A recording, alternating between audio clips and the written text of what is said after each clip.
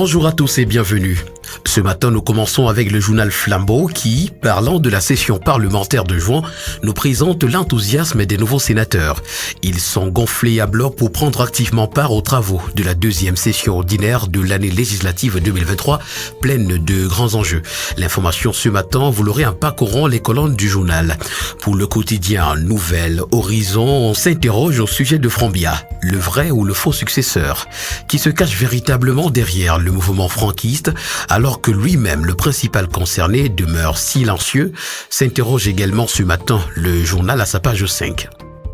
Le quotidien Primeur Hebdo dans sa parution de ce matin parle de tentative de musellement. Pourquoi les personnels de santé grévistes ont été interpellés? L'information ce matin, vous l'aurez en parcourant les pages 3 à 6. Pour le quotidien Vert Émergence, grève dans les hôpitaux, la situation se corse, c'est à retrouver en page 3. En petite une, le quotidien parle plutôt de la nouvelle gare routière de Yaoundé. Les transporteurs réclament la baisse des coûts du loyer. Port de Douala, trafic de marchandises en régression en 2022. Le quotidien de la santé, Éco-Santé dans sa parution de ce matin parle de recherche médicale et nous fait savoir que l'Institut supérieur de recherche scientifique et médicale a été inauguré. D'après son fondateur, cet institut veut aider les chercheurs camerounais et même la diaspora à s'enraciner dans leur pays d'origine afin de contribuer au développement de la science et de la technologie, domaine vital pour le développement socio-économique du Cameroun en vue de son émergence en 2035. En petite une ce matin, débrayage à l'esplanade du Minsanté, plus de 20 infirmiers interpellés puis libérés. Rassemblés devant le ministère de la Santé publique hier, 100 juin 2023, pour manifester leur colère, certains infirmiers des hôpitaux publics en quête de matricule depuis plus de 9 ans ont été interpellés et conduits au commissariat central numéro 1 de Yaoundé. L'information au complet, vous l'aurez en parcourant la page 5. À Damawa également ce matin, plus de 108 000 habitants en situation d'insécurité alimentaire. Cette situation constitue un frein au développement du capital humain et partant pour le développement de la région. Le drapeau est également à kiosque ce matin et parle de développement communal. Afriland First Bank, acteur majeur. Un accord de partenariat relatif à l'accompagnement des communes a été signé le 1er juin 2023 à Yaoundé entre le directeur général de cette structure bancaire, Célestin Guéla-Simo, et le président national des communes et villes unies du Cameroun, CVUC, Augustin Tamba. L'information est à retrouver en page 4. En page 9 ce matin, on parle de crise anglophone. 5 soldats tués dans une attaque. Et puis cyclisme. Retrouvons en page 3 le point sur le tour du Cameroun. L'hebdomadaire Camé Presse ce matin parle de transport maritime et nous renseigne que le port autonome de Douala affiche ses performances. Le journal à caractère satirique, le Popoli également à kiosque ce matin nous renseigne que Cavaillé a été désavoué dans le Mayokani. Et puis MRC, le piège de la démission des cadres. Pour le bi-hebdomadaire Le Financier d'Afrique, on parle de collectif budgétaire 2023, hausse de 381,8 milliards de francs CFA du budget de l'État. Une ordonnance du chef de l'État du 2 juin 2023 le porte désormais à 6 726,9 milliards de francs CFA contre 6 345,1 milliards de francs CFA dans la loi de finances initiale. Dans les grandes lignes de recettes, on note de nouveaux emprunts de 280 milliards de francs CFA plus 106 000 milliards de francs CFA d'accroissement des impôts et taxes.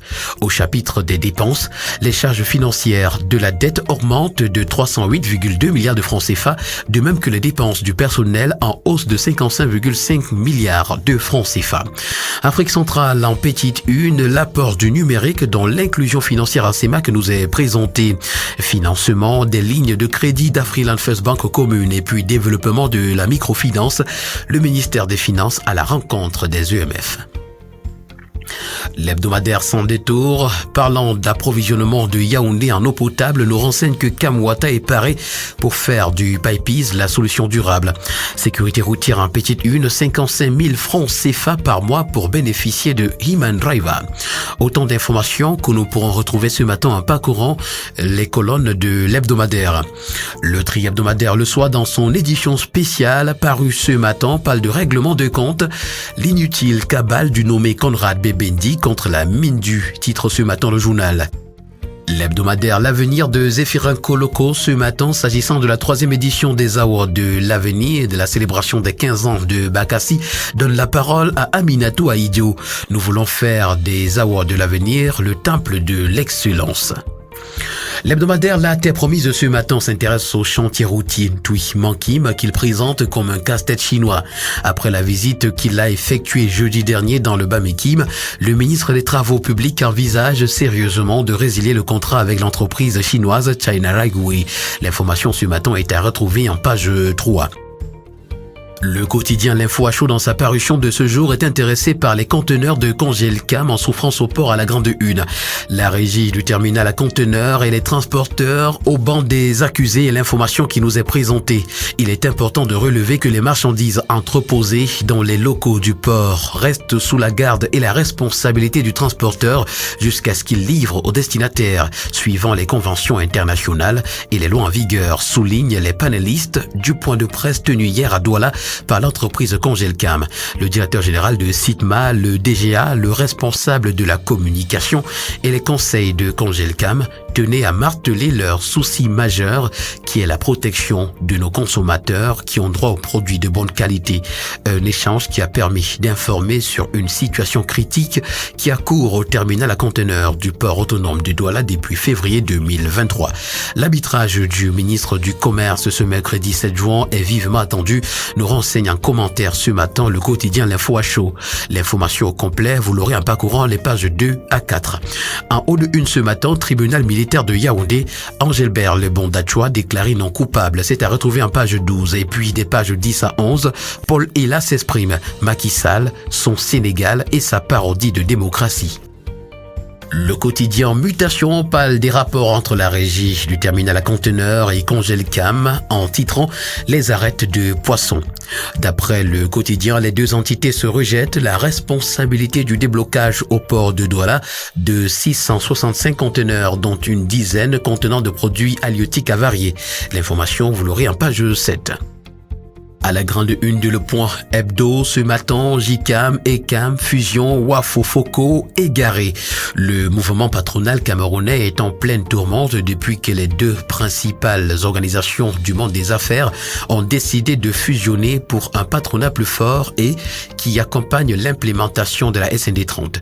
Depuis cet accord de principe, les lots sortent du bois pour s'aborder le projet. En tête, un certain Emmanuel Wafofoko dont la danse bafia prête à confusion. Et c'est triste, nous renseigne ce matin l'hebdomadaire Le Point. Le quotidien qui en parle également dans son édition spéciale, titre « Dissolution du JCAM, ma position n'a pas changé, c'est non ». Pour le Pélican, JCAM, ECAM, non à la fusion création. Le journal L'Expression en parle également lorsqu'il titre « Fusion JCAM, ECAM, non à la création d'une nouvelle centrale patronale ». Le quotidien L'économie ce matin à sa grande une parle de loi de finances rectificative. Les performances de la DGI au premier trimestre influencent l'augmentation du budget. Port autonome de Douala en petite une, à quoi va servir la régie du patrimoine immobilier. Africa CEO Forum, les thématiques à aborder par la délégation camerounaise nous sont présentées. BIP 2022, le taux d'exécution des projets regresse. Et puis cobalt, nickel, manganèse de Nkamuna. Ce qu'il reste à faire avant le début de l'exploitation nous est également présenté ce matin en page 5. Terminons ce jour avec le quotidien national bilingue Cameroun Tribune qui nous permet de faire une incursion au palais de l'unité où 6 diplomates ont été à l'honneur. Le ballet diplomatique ouvert vendredi dernier s'est poursuivi hier. Cette fois, ce sont les ambassadeurs désignés de la République fédérale d'Allemagne, de la Suisse, d'Italie et du Japon, ainsi que les hauts commissaires désignés du Royaume-Uni, de Grande-Bretagne et de l'Inde qui ont sacrifié au rituel de présentation de leur lettre de créance au président de la République Paul Biya. C'est à retrouver ce matin des pages 2 à 6. Mesdames et messieurs, voilà qui met un terme à cette autre sortie de la revue de la presse camerounaise. Merci d'avoir été à l'écoute et rendez-vous demain pour une nouvelle édition. D'ici là, portez-vous bien. Agréable journée à tous.